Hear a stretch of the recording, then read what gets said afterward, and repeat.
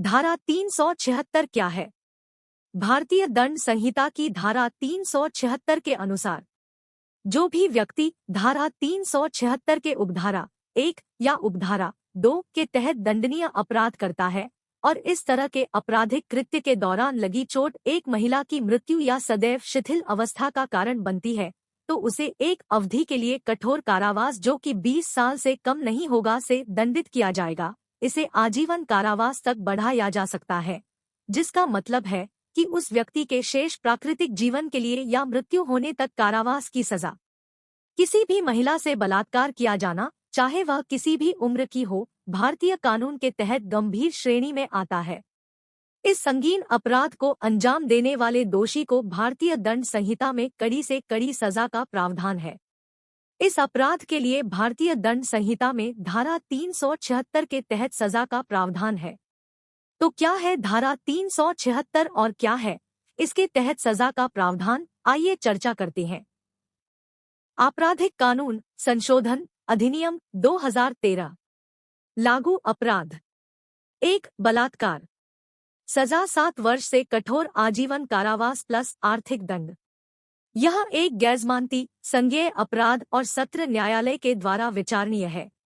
2 एक पुलिस अधिकारी या एक सरकारी कर्मचारी या सशस्त्र बलों के सदस्य या जेल के प्रबंधन बटा कर्मचारी, रिमांड घर या अन्य अभिरक्षा की जगह या महिला बटा बच्चों की संस्था या प्रबंधन पर किसी व्यक्ति द्वारा बलात्कार या किसी अस्पताल के प्रबंधन बटा कर्मचारी द्वारा बलात्कार और बलात्कार पीड़ित के किसी भरोसेमंद या प्राधिकारिक के व्यक्ति द्वारा जैसे किसी नजदीकी संबंधी द्वारा बलात्कार। दंड 10 साल से कठोर आजीवन कारावास शेष प्राकृतिक जीवन तक के लिए प्लस आर्थिक दंड। यह एक गैरजमानती संज्ञेय अपराध और सत्र न्यायालय के द्वारा विचारणीय है। यह अपराध समझौता करने योग्य नहीं है। आईपीसी की धारा 376 में आपराधिक कानून संशोधन अधिनियम 2013 द्वारा पेश किए गए परिवर्तन। निर्भया मामले द्वारा उत्पन्न आक्रोश के बाद 2013 के आपराधिक संशोधन अधिनियम को मंजूरी दी गई, जिसने बलात्कार की परिभाषा और सजा में महत्वपूर्ण संशोधन किए जो पहले अपर्याप्त पाए गए थे। महिलाओं के खिलाफ बलात्कार और अन्य अपराधों को संबोधित करने के लिए एक कानूनी ढांचा विकसित करने में विधायिका के विचार के प्रस्तावों को इकट्ठा करने के लिए न्यायमूर्ति वर्मा समिति की स्थापना की गई थी। कम समय में समिति को लगभग 80,000 सिफारिशें प्राप्त हुई, जिन पर विचार विमर्श किया जाना था। तथाकथित नागरिक समाज के कार्यकर्ताओं, वकीलों, गैर सरकारी संगठनों और अन्य सदस्यों ने ये सिफारिशें भेजी थी। प्रस्ताव एक अध्यादेश ऑर्डिनेंस के रूप में बनाए गए थे, क्योंकि विधायिका ने संशोधित अधिनियम की शुरुआत को रोकते हुए इसे स्थगित कर दिया था। अधिनियम ने आईपीसी की धारा 375 में परिभाषित बलात्कार की परिभाषा को व्यापक बनाया। परामर्श ले भारत में शीर्ष आपराधिक वकीलों से। अध्यादेश के तहत बलात्कार के अपराध को एक व्यापक परिभाषा दी गई थी, जिसमें पीड़ित के शरीर के किसी भी क्षेत्र में किसी भी प्रकार के प्रवेश को शामिल किया गया था। दृश्यर्तिकता वायरिज्म धारा 354C को भी संशोधन द्वारा अपराध बनाया गया था, जो पहले भारतीय दंड संहिता के तहत अपराध नहीं था। तस्वीरों, फिल्मों या मीडिया के अन्य रूपों की रिकॉर्डिंग या देखने वाले व्यक्ति की अनुमति के बिना उनमें चित्रित या प्रदर्शित किए जाने को दृश्यर्तिकता के रूप में जाना जाता है।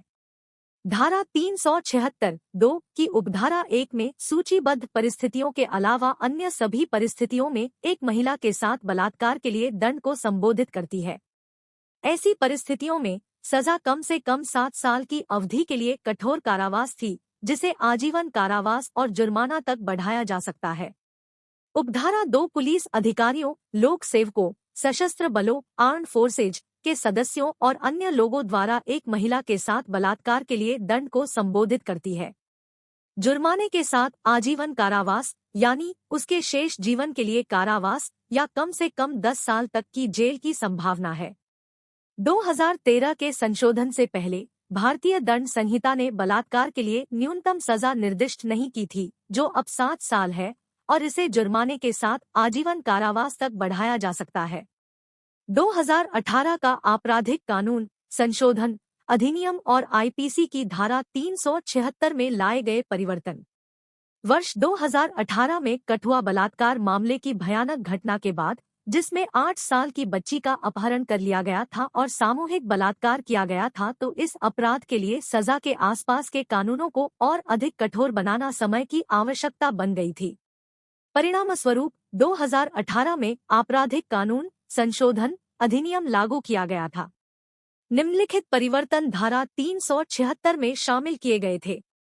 12 साल से कम उम्र की महिला के साथ बलात्कार करने पर अब कम से कम 20 साल की जेल की सजा, आजीवन कारावास, साथ ही जुर्माना या मौत की सजा हो सकती है।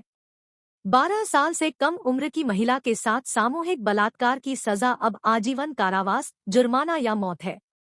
16 साल से कम उम्र की महिलाओं के साथ बलात्कार होने पर उन्हें 20 साल तक की जेल या आजीवन कारावास का सामना करना पड़ सकता है। आजीवन कारावास की सजा पाने वाले व्यक्ति को उसके शेष प्राकृतिक जीवन के लिए जेल में ही रखा जाएगा।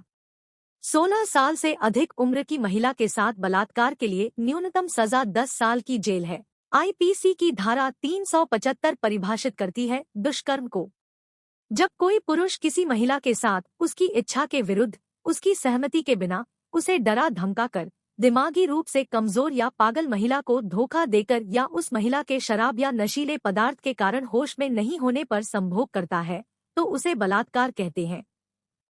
इसमें चाहे किसी भी कारण से संभोग क्रिया पूरी हुई हो अथवा नहीं, कानूनन वो बलात्कार की श्रेणी में ही रखा जाएगा।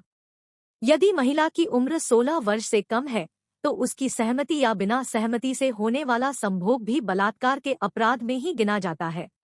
इस अपराध को अलग अलग हालात और श्रेणी के हिसाब से भारतीय दंड संहिता में इसे धारा 376, 376 क, 376 ख, 376 ग, 376 घ के रूप में विभाजित किया गया है। क्या है धारा 376? किसी भी महिला के साथ बलात्कार करने के आरोपी पर धारा 376 के तहत मुकदमा चलाया जाता है, जिसमें न्यायालय में पुलिस द्वारा जांच पड़ताल के बाद इकट्ठे किए गए सबूतों और गवाहों के बयानों के आधार पर दोनों पक्षों के वकील दलीलें पेश करते हैं। दलीलों के आधार पर जज अपने अनुभव और विवेक से निर्णय लेते हैं। अंत में अपराध सिद्ध होने की दशा में दोषी को कम से कम 7 साल व अधिकतम 10 साल तक कड़ी सजा और आजीवन कारावास दिए जाने का प्रावधान है, जिससे कि अपराधी को अपने गुनाह का एहसास हो और भविष्य में वह कभी भी बलात्कार जैसे संगीन अपराध को करने की कोशिश भी न करे। यह कानून प्रत्येक स्थिति में लागू होता है। भारतीय दंड संहिता की धारा 376 की उपधारा 2 के अनुसार यह बताया गया है कि कोई पुलिस अधिकारी पुलिस थाने परिसर की सीमा के अंदर और बाहर या कोई सरकारी कर्मचारी अपने पद और आधिकारिक या शासकीय शक्ति और स्थिति का दुरुपयोग महिला अधिकारी या कर्मचारी के साथ संभोग करेगा, तो वह भी बलात्कार ही माना जाएगा। यह कानून जेल, चिकित्सालय, राजकीय कार्यालयों, बाल एवं महिला सुधार गृहों पर भी लागू होता है। इस प्रकार के सभी बलात्कार के दोषियों को कठोर कारावास की अधिकतम सजा हो सकती है, जिसकी अवधि 10 वर्ष या उससे अधिक हो सकती है, या आजीवन कारावास और जुर्माने से भी दंडित किया जा सकता है। क्या केवल धारा 376 में ही बलात्कार की सजा दी गई है? भारतीय दंड संहिता 1860 में बलात्कार के दोषी के लिए धारा 376 में कड़ी सजा का प्रावधान दिया गया है, किंतु कई परिस्थितियां ऐसी भी होती हैं जहां धारा 376 की सभी शर्तें पूर्ण नहीं होती हैं। तब ऐसी अवस्था में भारतीय दंड संहिता में आपराधिक कानून संशोधन अधिनियम 2013 के तहत कुछ अन्य धाराओं का प्रावधान दिया गया है, जिससे यदि किसी व्यक्ति ने किसी भी प्रकार से बलात्कार जैसे संगीन अपराध को अंजाम दिया है, तो वह अपराधी किसी भी तरह से बच न सके और न्यायालय द्वारा उसे कड़ी से कड़ी सजा प्रदान की जाए। तो आइए जानते हैं कि धारा 376 के अतिरिक्त वह और कौन सी धारा है। 376 का, जो कोई धारा 376 की उपधारा 1 या उपधारा 2 के अधीन दंडनीय अपराध कारित करेगा और ऐसा अपराध कारित करने के अनुक्रम में ऐसी क्षति कारित करेगा जो स्त्री की मृत्यु कारित करे या स्त्री को लगातार निष्क्रिय स्थिति में बनाए रखे, वह कठोर कारावास से, जिसकी अवधि 20 वर्ष से कम नहीं होगी, किंतु जो आजीवन कारावास तक की हो सकेगी, जिसका तात्पर्य उस व्यक्ति के शेष जीवन से होगा या मृत्यु दंड से दंडित किया जाएगा। 376 ख, जो कोई भी स्वतंत्र रूप से अलग रह रही या अलगाव की घोषणा के उपरांत अपनी पत्नी के साथ उसकी सहमति के बिना यौन संबंध बनाता है, वो धारा 376 बी के प्रावधानों के अंतर्गत दोषी मन जाएगा, जिसकी सजा 2 वर्ष से लेकर 7 वर्ष तक की कैद और जुर्माना हो सकता है। 376 ग जब कोई अधिकारी, सरकारी कर्मचारी जेल, रिमांड होम, हिरासत के किसी अन्य स्थान, स्त्रियों या बालकों की संस्था का अधीक्षक या प्रबंधक या अस्पताल का कर्मचारी होते हुए ऐसी किसी स्त्री जो कि उसकी हिरासत में है या उसके अधीन है या परिसर में उपस्थित है, उस स्त्री को अपने साथ शारीरिक संबंध बनाने के लिए उत्प्रेरित करने लिए अपनी शक्ति का दुरुपयोग करता है, तो उस व्यक्ति को 5 साल या 10 साल की कारावास की सजा से दंडित किया जाता है और जुर्माने से भी दंडित किया जा सकता है। 376 घ जहां किसी स्त्री के साथ एक या एक से अधिक व्यक्तियों द्वारा मिलकर या समूह बनाकर सामूहिक बलात्कार किया जाता है, तो उन सभी व्यक्तियों में से प्रत्येक व्यक्ति के बारे में यह समझा जाएगा कि उसने बलात्कार का अपराध किया है। ऐसे में दोषी अपराधियों को न्यायालय द्वारा दंडित किया जाएगा, जो कि 20 साल की कारावास की सजा या आजीवन कारावास की सजा और जुर्माने के साथ भी दंडित किया जाएगा। लेकिन ऐसा जुर्माना पीड़िता के चिकित्सीय खर्चों को पूरा करने और पुनर्वास के लिए न्यायोचित होगा। 376 न इस धारा में बार बार अपराध करने वालों के लिए सजा को परिभाषित किया गया है। यदि किसी व्यक्ति को पहले धारा 376, 376 क या 376 घ के तहत किसी अपराध का दोषी ठहराया गया है और वह फिर से वही अपराध करता है, तो उसे आजीवन कारावास की सजा दी जाएगी। क्या धारा 376 पत्नी से बलात्कार करने पर भी लागू हो सकती है? दिल्ली हाईकोर्ट ने आदेश दिया है कि 15 वर्ष से कम उम्र की लड़की के साथ विवाह के बाद जब संभोग होता है तो उसे बलात्कार ही माना जाएगा। हाईकोर्ट ने कहा है कि संभोग के लिए भले ही लड़की की रजामंदी हो या न हो, तब भी इसे बलात्कार ही माना जाएगा और ऐसे मामलों में पुरुष को उसके धार्मिक अधिकारों के तहत कोई भी संरक्षण हासिल नहीं है। तत्कालीन मुख्य न्यायाधीश A.K. सीकरी की अध्यक्षता वाली 3 सदस्यीय पीठ का कहना था कि 15 वर्ष से कम उम्र की पत्नी के साथ संभोग IPC की धारा 376 के तहत एक अपराध है। इस कानून के विषय में कोई अपवाद नहीं हो सकता है और इसे सख्ती से लागू किया जाना चाहिए। यदि संबंध आपसी सहमति से बना है तो बलात्कार की श्रेणी में नहीं आएगा।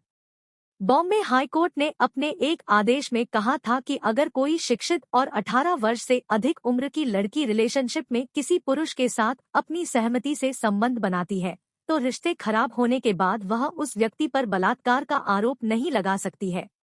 कोर्ट ने यह भी कहा है, चूंकि अपने समाज में यौन संबंध बनाना सही नहीं माना जाता है, तब भी यदि कोई महिला यौन संबंधों के लिए अपने प्रेमी या उस व्यक्ति से जिससे वह यौन संबंध बना रही है से इनकार नहीं करती है, तो फिर उसे आपसी सहमति से बनाया गया यौन संबंध ही माना जाएगा। बलात्कार पीड़ितों को सहायता, सुप्रीम कोर्ट के दिशानिर्देश। दिल्ली घरेलू कामकाजी महिला फोरम बनाम भारत संघ 1995 एक SCC 14 में सर्वोच्च न्यायालय ने पाया कि बलात्कार के मामलों में जांच एजेंसी के साथ साथ अधीनस्थ अदालतें कभी-कभी अभियोजिका के प्रति पूरी तरह से उदासीन रवैया अपनाती है और इसलिए यह कोर्ट ने रेप पीड़िताओं की मदद के लिए ये निर्देश जारी किए हैं। 1. यौन उत्पीड़न के मामलों की शिकायतकर्ताओं को कानूनी प्रतिनिधित्व प्रदान किया जाना चाहिए। किसी ऐसे व्यक्ति का होना महत्वपूर्ण है जो आपराधिक न्याय प्रणाली से अच्छी तरह परिचित हो।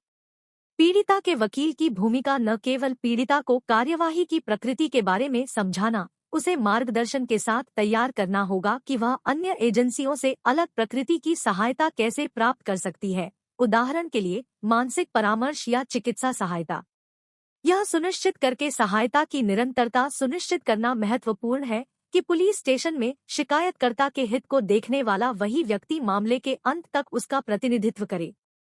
2. कानूनी सहायता पुलिस स्टेशन में प्रदान की जानी चाहिए क्योंकि यौन उत्पीड़न की पीड़िता पुलिस स्टेशन आने पर व्यथित स्थिति में हो सकती है। इस चरण में जब उससे पूछताछ की जा रही है, एक वकील के दिशानिर्देश और समर्थन उसके लिए सहायक होंगे। 3. पुलिस का यह कर्तव्य होना चाहिए कि पीड़िता से कोई प्रश्न पूछे जाने से पहले उसे प्रतिनिधित्व के उसके अधिकार के बारे में सूचित किया जाए और यह कि पुलिस रिपोर्ट में यह उल्लेख होना चाहिए कि पीड़िता को इस तरह की जानकारी दी गई थी। 4. इन मामलों में कार्रवाई करने के इच्छुक अधिवक्ताओं की एक सूची उन पीड़ितों के लिए पुलिस थाने में रखी जानी चाहिए जिनके मन में कोई विशेष वकील नहीं है या जिनका अपना वकील उपलब्ध नहीं है।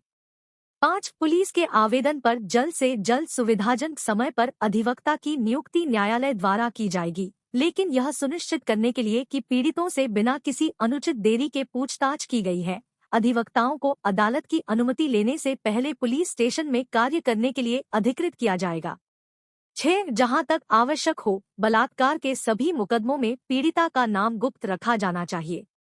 7. भारत के संविधान के अनुच्छेद 38(1) के तहत निहित निर्देशक सिद्धांतों को ध्यान में रखते हुए आपराधिक क्षति मुआवजा बोर्ड की स्थापना करना आवश्यक है। बलात्कार पीड़ितों को अक्सर काफी आर्थिक नुकसान उठाना पड़ता है। 8. अपराधी की दोषसिद्धि पर न्यायालय द्वारा और आपराधिक क्षति मुआवजा बोर्ड द्वारा पीड़ितों के लिए मुआवजा दिया जाएगा, भले ही सजा हुई हो या नहीं। बोर्ड दर्द, पीड़ा और सदमे के साथ साथ गर्भावस्था के कारण होने वाली कमाई के नुकसान और बलात्कार के परिणामस्वरूप होने वाले बच्चे के जन्म के खर्च को भी ध्यान में रखेगा। इसके अलावा यह राज्य के अधिकारियों और विशेष रूप से राज्य के पुलिस महानिदेशक और गृह मंत्रालय का दायित्व है कि वे अन्य अधिकारियों को उचित दिशानिर्देश जारी करें कि ऐसे मामलों से कैसे निपटा जाए और अभियोजिका से किस तरह से उपचार दिया जाना चाहिए, क्योंकि यौन उत्पीड़न की पीड़िता को न केवल समाज से बल्कि अधिकारियों से भी पूरी तरह से अलग तरह के व्यवहार की आवश्यकता होती है। परामर्श ले भारत में शीर्ष आपराधिक वकीलों से। आइए समझते हैं धारा 376 को बलात्कार से जुड़े प्रचलित मामले से। अपनी आंखों और कानों पर विश्वास ही नहीं होता है जब सुनने और देखने में आता है कि भारत जैसे देश में जहां नारी को देवी और लक्ष्मी माना जाता है, वहां ऐसी घटना होती है जिससे इंसानियत तक शर्मिंदा हो जाती है और सुनने वाले की रूह तक कांप उठती है। निर्भया कांड भी कुछ ऐसा ही है। निर्भया बलात्कार कांड 16 दिसंबर 2012 के दिन दिल्ली शहर में एक बहुत ही दर्दनाक हादसा हुआ। उस रात एक चलती बस में 5 बालिग और एक नाबालिग दरिंदों ने 23 साल की पैरामेडिकल की छात्रा निर्भया के साथ बलात्कार की घटना को अंजाम दिया, जिसे जानकर हर देशवासी की रूह कांप उठी। घटना के 2 दिन बाद ही पुलिस ने 4 आरोपियों को अपनी गिरफ्त में लिया, जिसके चलते मंगलवार 18 दिसंबर 2012 को ही इस मामले को संसद में बहुत उछाला गया, जहां आक्रोशित सांसदों ने बलात्कारियों के लिए मृत्युदंड की मांग की। निर्भया की हालत बहुत ज्यादा खराब होने से उसने सिंगापुर के माउंट एलिजाबेथ अस्पताल में 29 दिसंबर 2012 की रात के करीब 2:15 बजे अपना दम तोड़ दिया। मामला कोर्ट में चल रहा था, मगर इसी बीच 11 मार्च 2013 को आरोपी बस चालक राम सिंह ने तिहाड़ जेल में आत्महत्या कर ली। इस जघन्य अपराध में शामिल एक नाबालिग दोषी को बाल सुधार गृह में 3 साल गुजारने के बाद 20 दिसंबर 2015 को अदालत ने जमानत पर रिहा कर दिया। दिल्ली हाई कोर्ट ने 3 जनवरी 2014 को फास्ट ट्रैक कोर्ट का फैसला सुरक्षित रखा और 13 मार्च 2014 को निचली अदालत द्वारा चारों बालिग आरोपियों को सुनाई गई मौत की सजा पर मुहर लगा दी। तत्पश्चात 9 जुलाई 2018 को दोषियों की ओर से दाखिल की गई पुनर्विचार याचिका को माननीय सुप्रीम कोर्ट ने खारिज करते हुए मौत की सजा को बरकरार रखा। पुनः 13 दिसंबर 2018 चारों दोषियों को तुरंत मौत की सजा देने के निर्देश देने की मांग वाली याचिका को सुप्रीम कोर्ट ने खारिज कर दिया। अब यहाँ ये तय किया जाना है कि इन तीनों दोषियों को कब फांसी की सजा दी जानी है। धारा 376 में वकील की जरूरत क्यों होती है? यह एक बहुत ही संगीन और गैर जमानती अपराध है, जिसमें कम से कम 7 वर्ष या अधिकतम आजीवन कारावास की सजा के साथ साथ आर्थिक दंड का भी प्रावधान दिया गया है। ऐसे अपराध से किसी भी आरोपी का बच निकलना बहुत ही मुश्किल हो जाता है, क्योंकि इसमें आरोपी को निर्दोष साबित कर पाना बहुत ही कठिन हो जाता है। बलात्कार के आरोप में फंसा कोई भी आरोपी अपने समाज में किसी को मुंह दिखाने के लायक तक नहीं रह जाता है। ऐसे में एक क्रिमिनल वकील ही ऐसा यंत्र होता है जो किसी भी आरोपी को बचाने के लिए उचित रूप से लाभकारी सिद्ध हो सकता है, और अगर वह वकील अपने क्षेत्र में निपुण वकील है तो वह आरोपी को उसके आरोप से मुक्त भी करा सकता है। और ऐसे मामलों में ऐसे किसी वकील को नियुक्त करना चाहिए जो कि ऐसे मामलों में पहले से ही पारंगत हो और धारा 376 जैसे मामलों को उचित तरीके से सुलझा सकता हो, जिससे आपके केस को जीतने के अवसर और भी बढ़ सकते हैं। अपनी कानूनी समस्या के लिए वकील से बात करें। आईपीसी धारा 376 पर अक्सर पूछे जाने वाले प्रश्न। 1. आईपीसी की धारा 376 के तहत क्या अपराध है? आईपीसी धारा 376 अपराध बलात्कार। 2. आईपीसी की धारा 376 के मामले की सजा क्या है? धारा 376 के तहत बलात्कार की सजा को अब कम से कम 7 साल तक लाया गया है, जिसे कुछ मामलों में जैसे कि नाबालिग से बलात्कार या किसी लोक सेवक द्वारा बलात्कार, उन मामलों में कम से कम 10 तक है। सजा की अधिकतम सीमा आजीवन कारावास और यहां तक कि गंभीर मामलों में मौत की सजा भी है। दोषी को जुर्माना भरने का भी आदेश दिया जाएगा। 3. आईपीसी की धारा 376 संज्ञेय अपराध है या गैर संज्ञेय अपराध? आईपीसी की धारा 376 संज्ञेय है। 4. आईपीसी की धारा 376 के तहत शिकायत कैसे दर्ज कर सकते हैं? यदि आप या आपका कोई परिचित इस तरह के गंभीर अपराध का शिकार हुआ है, तो प्राथमिकी दर्ज करने और पीड़ित की चिकित्सा जांच के लिए जल्द से जल्द इसकी सूचना निकटतम पुलिस स्टेशन में दी जानी चाहिए। चिकित्सा जांच से अपराध से जुड़े बहुत सारे ठोस सबूत मिलते हैं और इसलिए पीड़ित के पास अदालत में पेश करने के लिए और सबूत होते हैं। धारा 376 के तहत अपराध की प्रकृति संज्ञेय है, जिसका अर्थ है कि एक पुलिस अधिकारी बिना वारंट के आरोपी को गिरफ्तार कर सकता है। इसलिए आपको यह सुनिश्चित किया जा सकता है कि न्याय अपना काम करे और त्वरित सुनवाई हो। हालांकि सर्वोच्च न्यायालय द्वारा यह भी कहा गया है कि बलात्कार के मामलों में प्राथमिकी दर्ज करने में देरी को उचित तर्क द्वारा समर्थित होने पर स्वीकार किया जा सकता है। 5. आईपीसी की धारा 376 के अपराध के मामले में अपना बचाव कैसे करें? आईपीसी की धारा 376 के मामले में बचाव के लिए और अपने आसपास के सबसे अच्छे आपराधिक वकीलों की जानकारी करने के लिए लॉराटो उपयोग करें। 6. आईपीसी की धारा 376 जमानती अपराध है या गैर जमानती अपराध? आईपीसी की धारा 376 गैर जमानती है। 7. आईपीसी की धारा 376 के मामले को किस न्यायालय में पेश किया जा सकता है? आईपीसी की धारा 376 के मामले को कोर्ट सत्र न्यायालय में पेश किया जा सकता है। निर्भया बलात्कार कांड। 16 दिसंबर 2012 के दिन दिल्ली शहर में एक बहुत ही दर्दनाक हादसा हुआ।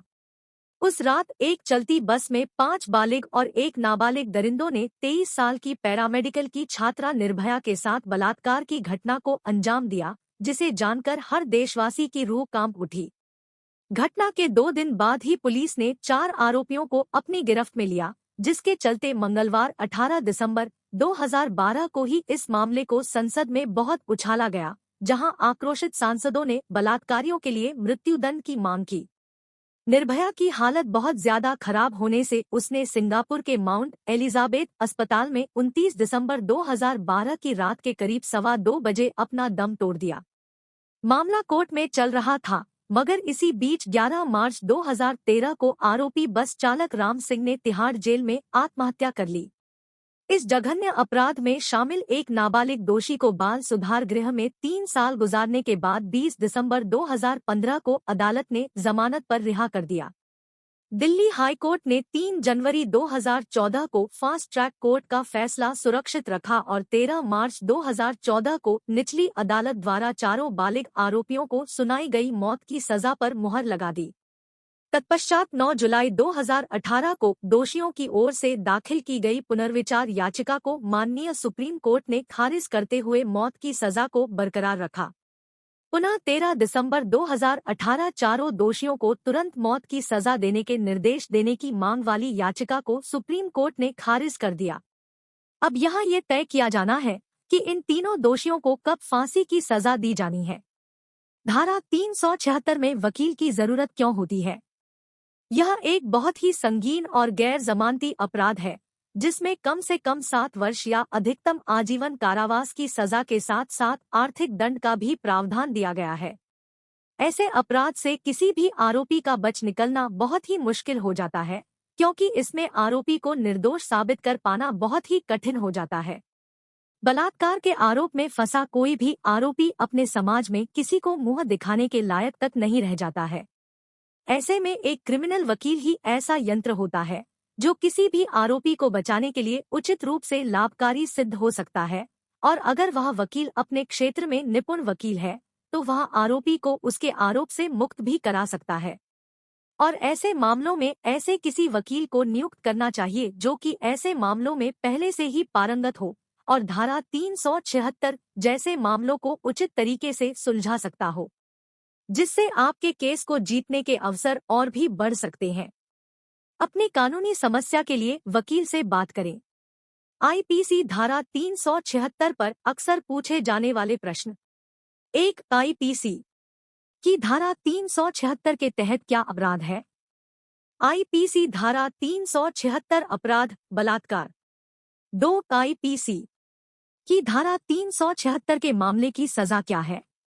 धारा 376 के तहत बलात्कार की सजा को अब कम से कम 7 साल तक लाया गया है, जिसे कुछ मामलों में जैसे कि नाबालिग से बलात्कार या किसी लोक सेवक द्वारा बलात्कार, उन मामलों में कम से कम 10 तक है। सजा की अधिकतम सीमा आजीवन कारावास और यहां तक कि गंभीर मामलों में मौत की सजा भी है। दोषी को जुर्माना भरने का भी आदेश दिया जाएगा।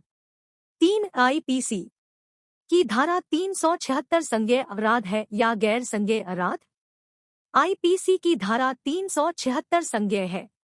4. आईपीसी की धारा 376 के तहत शिकायत कैसे दर्ज कर सकते हैं?